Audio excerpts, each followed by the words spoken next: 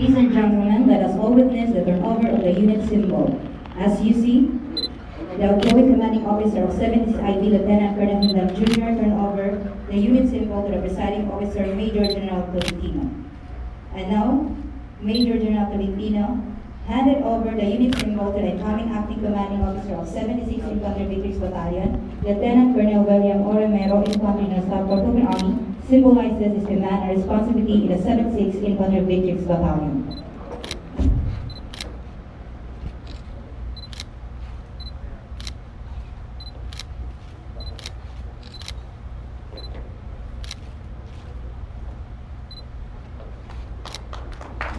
Thank you, sir.